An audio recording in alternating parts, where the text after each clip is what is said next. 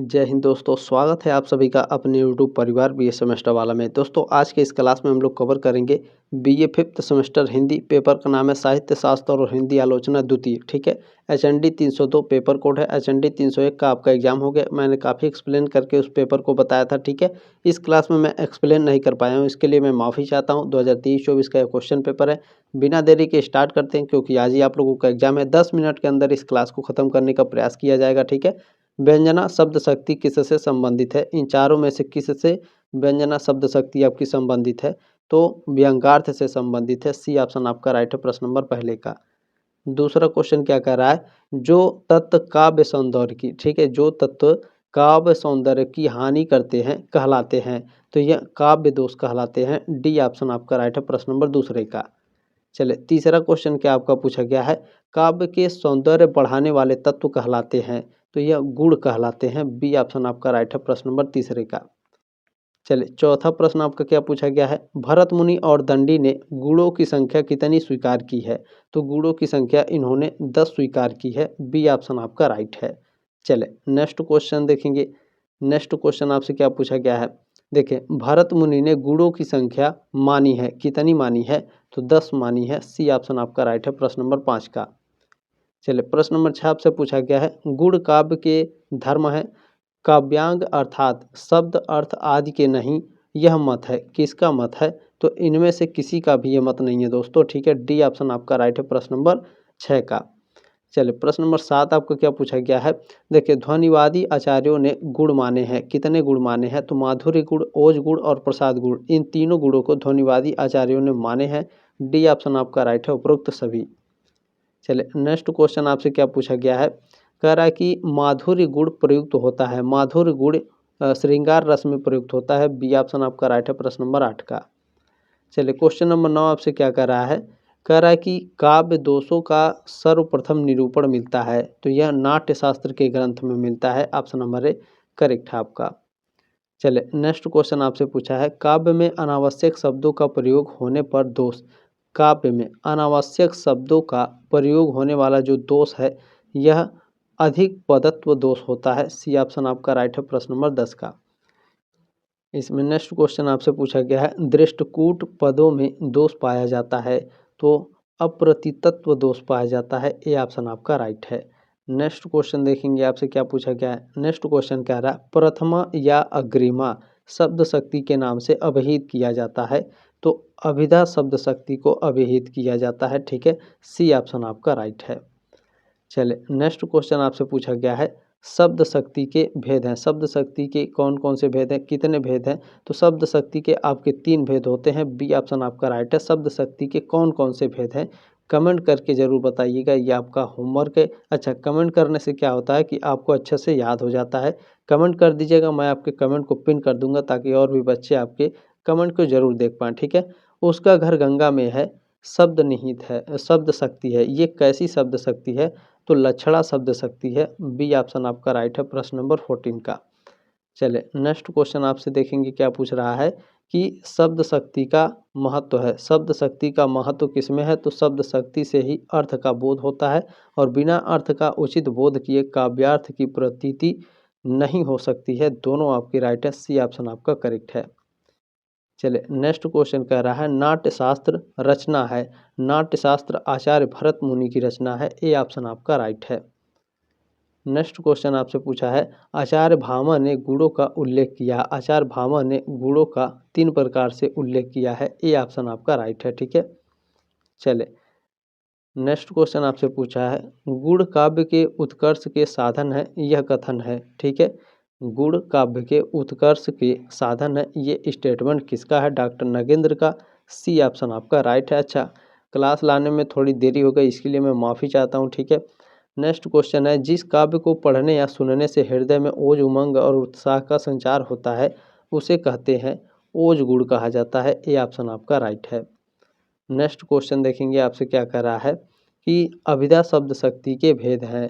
तो अभिधा शब्द शक्ति रूढ़ी शब्द शक्ति होती है, और यौगिक शब्द शक्ति भी होती है, योग रूढ़ शब्द शक्ति भी होती है। डी ऑप्शन आपका राइट है, उपर्युक्त सभी। ठीक है, अच्छा यहाँ पर देखें, सी ऑप्शन भी आपका राइट हो सकता है। देखें, कह रहा है रूढ़ी शब्द शक्ति, यौगिक शब्द शक्ति, योग रूढ़ी शब्द शक्ति। तो यहाँ सी भी ऑप्शन आपका करेक्ट हो सकता है, ये बात भी आप लोग ध्यान रखेंगे, ठीक है। रूढ़ी और योग दिया है, यहाँ पर यौगिक दिया है, तो डी भी आपका राइट हो सकता है, सी भी आपका राइट हो सकता है। तो ध्यान रखेंगे ऑप्शन नंबर डी मेरे हिसाब से 100% आपका करेक्ट होना चाहिए, ठीक है। बाकी अपनी राय कमेंट बॉक्स में जरूर रखेंगे। प्रतीक का अर्थ है, प्रतीक का अर्थ होता है संकेत, बी ऑप्शन आपका राइट है प्रश्न नंबर 21 का। चले नेक्स्ट क्वेश्चन आपका, प्रतीकवाद के जनक माने जाते हैं। प्रतीकवाद के जनक कौन माने जाते हैं? जीन मोरआस माने जाते हैं, ठीक है। डी ऑप्शन आपका राइट है प्रश्न नंबर 22 का। नेक्स्ट क्वेश्चन आपसे पूछा गया है, देखें बिंबवादी आंदोलन के सूत्रधार कौन है? बिंबवादी आंदोलन के जो सूत्रधार है वो टी.ई. ह्यूम है, सी ऑप्शन आपका राइट है। नेक्स्ट क्वेश्चन देखिए आपसे पूछा गया है, दृश्य बिंब का संबंध होता है, तो यह नेत्रों से होता है, बी ऑप्शन आपका राइट है प्रश्न नंबर 24 का। देखिए नेक्स्ट क्वेश्चन क्या कह रहा है, काव्य सर्जना का मूल आधार तत्व है, तो कल्पना है, बी ऑप्शन आपका राइट है प्रश्न नंबर 25 का। नेक्स्ट क्वेश्चन देखेंगे क्या कह रहा है, कल्पना का प्रधान गुण है, कल्पना का प्रधान गुण है रचनाशीलता, ए ऑप्शन आपका राइट है। नेक्स्ट क्वेश्चन देखिए आपसे कह रहा है, कल्पना के द्वारा ही काव्य ग्राह्य मर्म स्पर्शी और सजीव बनता है, किसका कथन है? तो यह कथन कालरीज का है, सी ऑप्शन आपका राइट है। नेक्स्ट क्वेश्चन है, कल्पना के भेद हैं, कल्पना के मुख्य कल्पना और गौण कल्पना दोनों भेद हैं, ठीक है। ए और बी दोनों सही है, सी ऑप्शन आपका राइट है। क्वेश्चन नंबर 29 है, देखें इंद्रिय बिंब का भेद नहीं है, तो चाक्षुष बिंब, श्रव या फिर नादात्मक बिंब और घ्राण बिंब, ये तीनों इंद्रिय बिंब के भेद हैं, लेकिन स्मृति बिंब इंद्रिय बिंब का भेद नहीं है। क्या है? नहीं है, बी ऑप्शन आपका राइट है। चलिए नेक्स्ट क्वेश्चन आपसे कह रहा है, बिंब वह शब्द चित्रण है या फिर बिंब वह शब्द चित्र है जो कल्पना के द्वारा इंद्रिय अनुभवों के आधार पर निर्मित होता है, यह परिभाषा है। तो यह परिभाषा दिया गया है doctor Kedarnath Singh, C option आपका राइट है। नेक्स्ट क्वेश्चन है, देखें बिंब योजना का कार्य है, तो क्या है?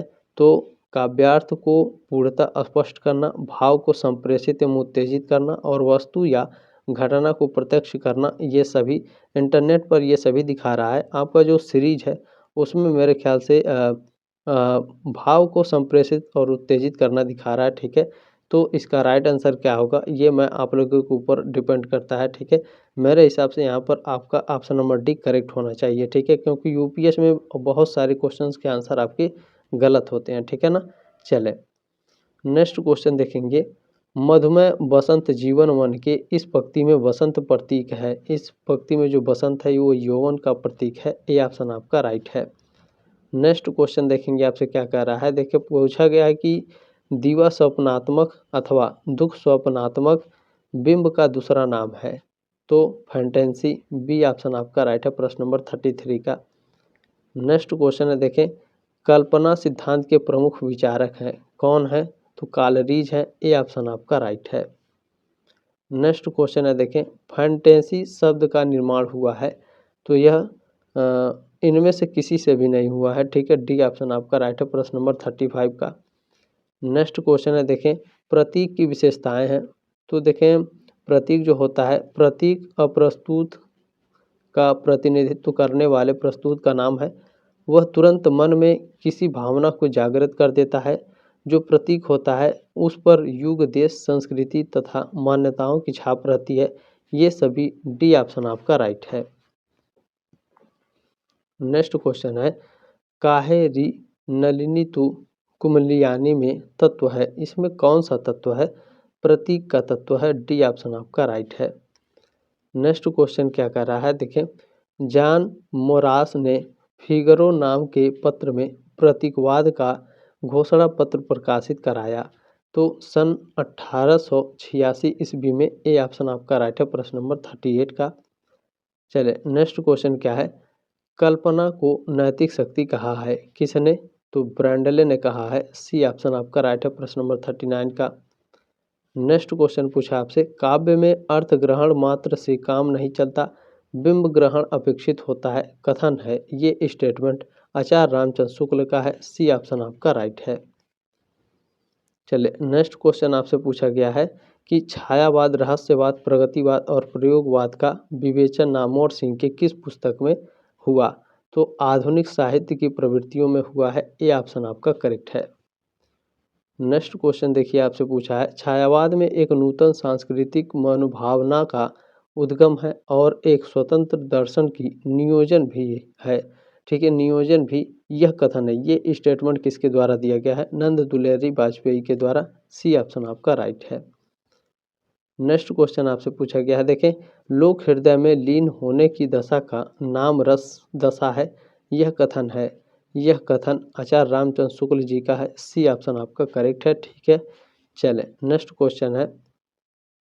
नेक्स्ट क्वेश्चन कह रहा है कहानी नई कहानी कृति है। तो ये जो कहानी कृति है डॉक्टर नामवर सिंह की है। बी ऑप्शन आपका राइट है प्रश्न नंबर 44 का। प्रश्न नंबर 45 आपसे पूछा गया है, आस्था और सौंदर्य के लेखक हैं। इसके लेखक कौन है? तो रामविलास शर्मा है। बी ऑप्शन आपका राइट है प्रश्न नंबर 45 का। प्रश्न नंबर 46 है, हजारी प्रसाद द्विवेदी ने श्रेष्ठ साहित्य का प्रतिमान माना।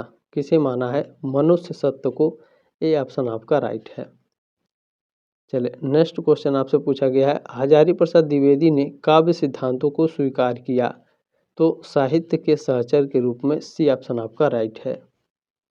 नेक्स्ट क्वेश्चन आपसे पूछा गया दोस्तों, डॉक्टर नगेंद्र काव्य के 3 तत्वों में से सबसे प्रमुख मानते हैं। तो सबसे प्रमुख ये बुद्धि को मानते हैं। सी ऑप्शन आपका राइट है प्रश्न नंबर 48 का। चलिए प्रश्न नंबर 49 है, डॉक्टर नगेंद्र की काव्य दृष्टि महत्व देती है। तो यह किसको महत्व देती है? रस को, सौंदर्य को और आनंद की आत्मनिष्ठ स्थिति को। ठीक है, डी ऑप्शन आपका राइट है प्रश्न नंबर 49 का। देखिए लास्ट क्वेश्चन है दोस्तों कि आचार्य रामचंद्र शुक्ल की मूलभूत धारणा है क्या है? तो मनुष्य लोकबद्ध प्राणी है। ठीक है, लोक के भीतर ही उनके ज्ञान और भाव क्षेत्रों का प्रसार होता है। लोक की समस्त अनुभूतियाँ सुखात्मक दुखात्मक होती हैं। ये सभी। डी ऑप्शन आपका राइट है। जल्द मिलेंगे आपके नेक्स्ट क्लास में, तब तक के लिए जय हिंद, वंदे मातरम।